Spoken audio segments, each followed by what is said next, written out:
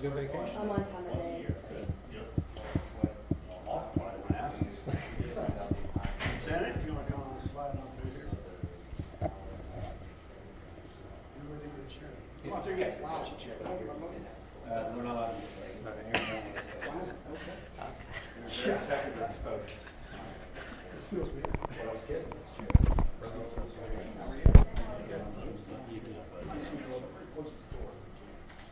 Because there's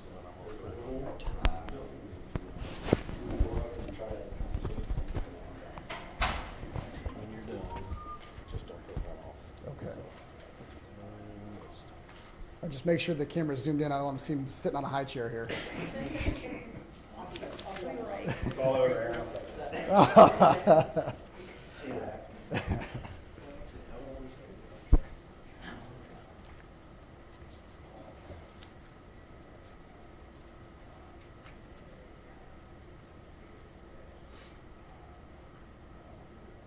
Right? Okay. All right.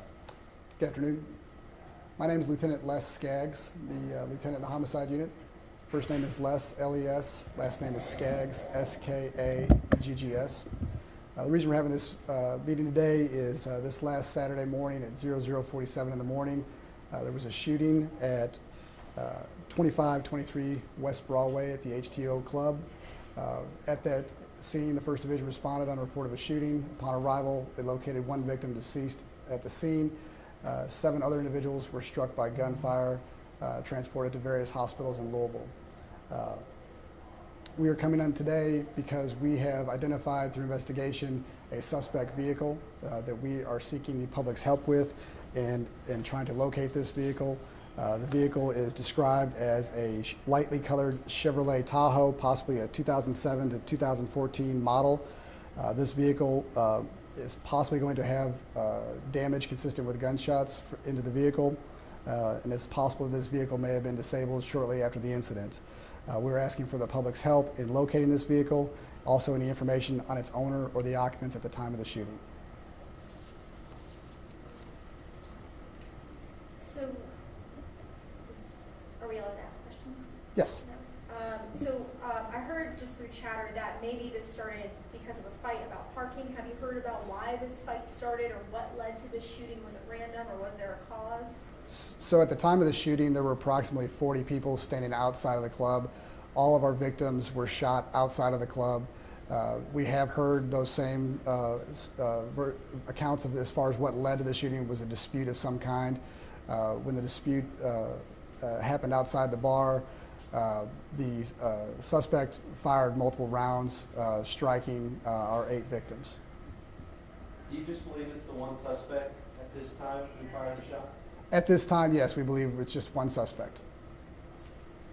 Now, we know that it was a second person shot who was in critical condition. 6 others we know are going to be okay. For that second person who's in critical condition, do you have an update on how they're doing and if they're going to live or not? There's no update further on their condition. They still are critical, and we have not received any information from the hospital that has changed. Has the business been cooperative with your investigation? Yes, they have. Can you say anything that they've been able to provide that's helped with the investigation? Unfortunately, we're going to keep that information between us right now. Still, it's an ongoing investigation. Obviously, they have been very cooperative with us. Again, the sole thing we're looking for today is we have, through the investigation, identified the suspect vehicle. We are desperately seeking the public's assistance in trying to locate this vehicle. Was one of the victims an employee? We heard that, according to the ABC board, it made it sound like it was an employee who was killed, but we're not sure if that's correct or not. We have identified all the victims involved, but at this time we're not going to disclose their information or their employers. You said the vehicle was perhaps disabled shortly after the incident. Is there any areas in which you are searching for that vehicle? At this point, we believe it's going to be towards the front of the vehicle, but that's very preliminary. There is going to be, we believe, damage consistent with gunshot damage to the vehicle. We believe that vehicle, that damage occurred at the time of the shooting, and that the vehicle was possibly disabled and would not have been able to travel very far from the scene.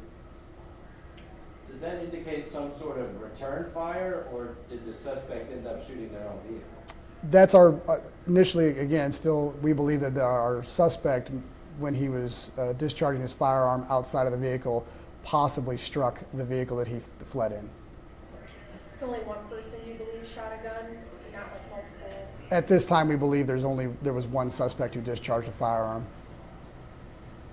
Do you believe that car might have Kentucky plates or different plates, or were you able to identify maybe what plate people should look out for? We don't have any registration information right now. All we have is that the vehicle description being a 2007 to 2014 lightly colored Chevy Tahoe with damage consistent with gunshot wounds.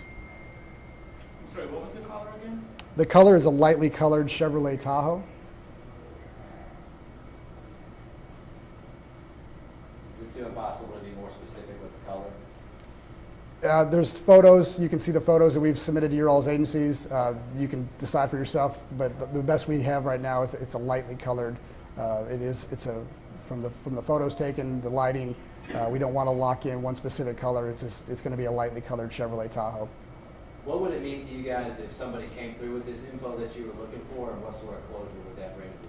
So it would be very beneficial for someone to come forward. We know that somebody knows where this vehicle is. We are desperately trying to locate this vehicle because we believe it will help lead us to identifying a suspect in this case. So that's why we are, again, asking for the community's help. And if you know where this vehicle is, to let us know so we can recover this vehicle and try and gather any evidence or further this investigation along.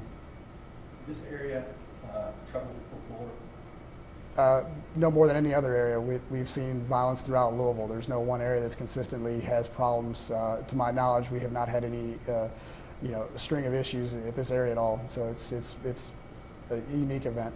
I believe this used to be a former club as well that might have experienced shootings. Do you know of that at all? I'd have to go back and look at the records to see what all has taken place there in the past. And just right now, you guys are investigating a lot of homicides. Just for you guys right now, is it hard to keep up with all of these different shootings and homicides? And how is that going for your unit? The homicide unit has had obviously experienced a dramatic uptick in the number of homicides over the last several years. Yes, the detectives, just like everyone else in the police department, is asked to do more and more and more. That does create a demand for there's demands for their time and their skill and their trade of being police officers. This particular incident, occurs at 1 o'clock in the morning, Saturday morning. Obviously, we had multiple victims transported to, I believe, 4 different hospitals. So detectives have to go to the scene.